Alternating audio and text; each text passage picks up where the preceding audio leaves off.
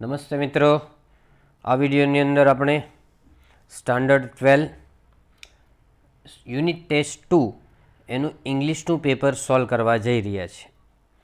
Okay, તો જુઓ paper સામે પેપર છે એમાં સેક્શન એ છે write whether the sentences are true or false. First sentence છે કે the final judgement was always unquestionably Roy's. છેલ્લું જજમેન્ટ રોયનું રહેતું હતું, તો એ ફોલ્સ છે. રોય છે એ વોલ્ટ ડિઝનીનો ભત્રીજો છે, એનું નહીં, પણ વોલ્ટ ડિઝનીનું ફાઇનલ જજમેન્ટ રહેતું હતું, એવો આન્સર આવે.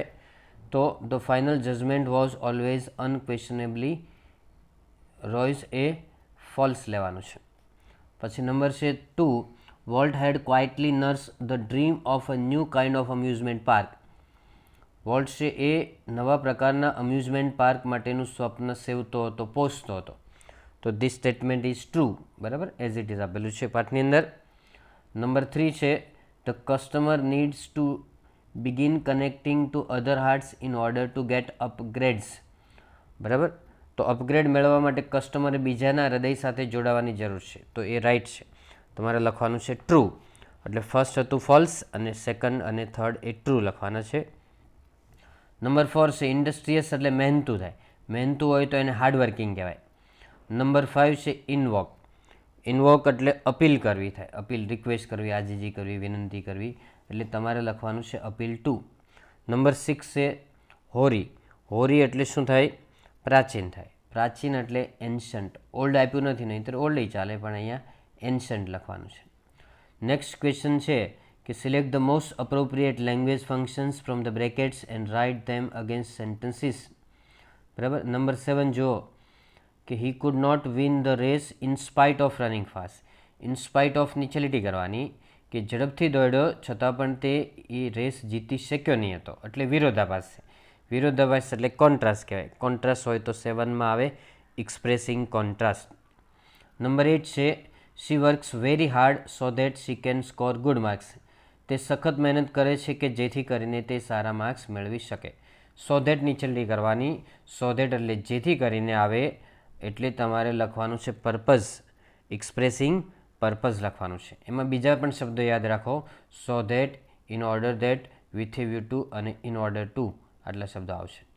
નંબર 9 છે કે mister Shah was so strict that she could not allow mischief in the class. Mrs Shah છે એટલા બધા કડક હતા, તે ક્લાસમાં તોફાન કરવા દેતા નહીં હતા. મિસચીફ એટલે તોફાન કરવું, બરાબર. સો ધેટ નીચે લીટી કરવાની. સો ધેટની વચ્ચે શબ્દ આવે, શબ્દ આવે તો પરિણામ દર્શક વાક્ય થાય. પરિણામ દર્શક એટલે રિઝલ્ટ લેવાનું છે, રિઝલ્ટ, અને તમારે આન્સર આવશે એક્સપ્રેસિંગ રિઝલ્ટ. સાંભળજો, યાદ રાખજો, માઇન્ડ વેલ ફ્રેન્ડ્સ, કે 8 નંબરમાં સો ધેટ હતું, એની વચ્ચે કોઈ શબ્દ ન આવે એટલે પર્પઝ કહેવાય. 9 નંબરમાં સો અને ધેટની વચ્ચે એક શબ્દ આવે, એડજેક્ટિવ કે એડવર્બ, તો એને રિઝલ્ટ કહેવાય છે, બરાબર. નંબર 10 છે કે you had better eat household items. તમારે ઘરની વસ્તુઓ ખાવી જોઈએ, બરાબર, જંક ફૂડ ન ખાવું જોઈએ. હેડ બેટર છે ને એ સજેશન અથવા એડવાઇસ બતાવે છે. અહીંયા તમારે લખવાનું એક્સપ્રેસિંગ સજેશન્સ, બરાબર. એમાં 3 શબ્દો યાદ રાખવાના, હેડ બેટર, ઓટ ટુ અને શુડ. આ 3 શબ્દો છે એ સલાહ દર્શાવવા માટે વપરાય છે. નંબર 11 છે mother makes pizza for us. Pizza ઉચ્ચાર થાય, પિઝા. મધર અમારા માટે પિઝા બનાવે છે. શું બનાવે છે? તો પિઝા. હવે વોટ પછી શું લેવાનું છે કે what does mother do for us. Answer B લેવાનો છે કે મધર અમારા માટે શું બનાવે છે, what does mother do for us. હવે સાંભળજો કે મેક નીચે અંડરલાઇન ન હોય ને, મેક નીચે જો અંડરલાઇન ન હોય, ખાલી પિઝા નીચે હોય ને, તો આમ આવે કે what does mother make for us, તો એમ આવે, બરાબર. અને ડુ વાળું તો આવશે જ નહીં, કારણ કે મેક્સને એસ લાગેલું છે, એટલે તમારે બી અને ડીમાંથી સિલેક્ટ કરવાનું છે, બરાબર. તો ખાસ યાદ રાખો કે ક્રિયાપદની નીચે જો અંડરલાઇન આવી જાય તો what does mother do for us એમ આવે, બી આન્સર આવશે, બરાબર. ચાલો નંબર 12 જો કે volt solve every problem very ક્લેવરલી. એટલે હોશિયારીપૂર્વક વોલ્ટ છે દરેક પ્રોબ્લેમ સોલ્વ કરતો હતો. કેવી રીતે સોલ્વ કરતો હતો? તો હોશિયારીપૂર્વક. તો હાઉથી બનાવવાનો આન્સર કે how did volt solve every problem. એટલે વોલ્ટ કેવી રીતે દરેક પ્રોબ્લેમ સોલ્વ કરતો હતો. બરાબર છે. નંબર 13 છે કે how can the customer solve the error, એટલે કસ્ટમર કેવી રીતે એરર સોલ્વ કરી શકે. તો તમારે આન્સર કેવી રીતે લખવાનો?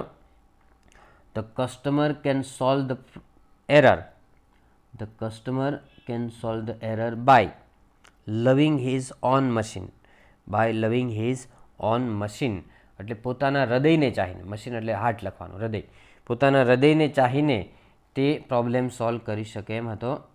નંબર 14 છે કે what is the customer's problem, એટલે કસ્ટમરનો પ્રોબ્લેમ શું છે. તો ધ કસ્ટમર્સ પ્રોબ્લેમ ઇઝ, બરાબર, કસ્ટમરનો પ્રોબ્લેમ શું છે એમ કેવું હોય તો the customer's problem is that કે program is not running on internal components. The customer's problem is that the program is not running on the internal component. અંદર આપેલું છે એ રીતે તમે એઝ ઇટ લખશો તો ચાલી જશે કે program not run on internal components. આ તો હું તમને ક્વેશ્ચન રીતે બનાવતા શીખવાડું છું, એટલે એ રીતે તમારે બનાવતા શીખવાનું છે. નંબર આવશે 15, એટલે 15મો પ્રશ્ન જુઓ કે why did Roy forget all about measles, એટલે રોય શા માટે મિઝલ્સના રોગ વિશે બધું ભૂલી ગયો હતો. બરાબર, તો the Roy forgot all about measles because Walt's graphic telling, because of Walt Disney's style of graphic telling. બરાબર, તો વોલ્ટ ડિઝનીની વાર્તા કહેવાની સ્ટાઇલ એટલી અદ્ભુત હતી કે એનો દુઃખને પણ એ ભૂલી ગયો હતો. બરાબર, બીજી રીતે એમ કેવું હોય તો આ રીતે પણ કહેવાય કે Roy was so wide eyes at Walt's graphic telling that, Roy was so wide-eyed at Walt's graphic telling that he forgot all about measles, એમ પણ ચાલે. નંબર 16 છે what did Roy like more, the finished picture or Walt's story telling, એટલે એને film બન્યું એ તેને ગમતું હતું રોયને કે સ્ટોરી ટેલિંગ, અંકલે જે વોલ્ટ ડિઝનીએ જે વાર્તા કીધી, આ બેમાંથી એને શું ગમ્યું હતું એમ લેવાનું. તો આપણે એમ લેવાનું કે રોય લાઇકમાં ડી લગાવવાનું, રોય લાઇક મોર વોલ્ટ સ્ટોરી ટેલિંગ, એટલે વોલ્ટની સ્ટોરી ટેલિંગ કહેવાની બાબત એને વધારે ગમી હતી.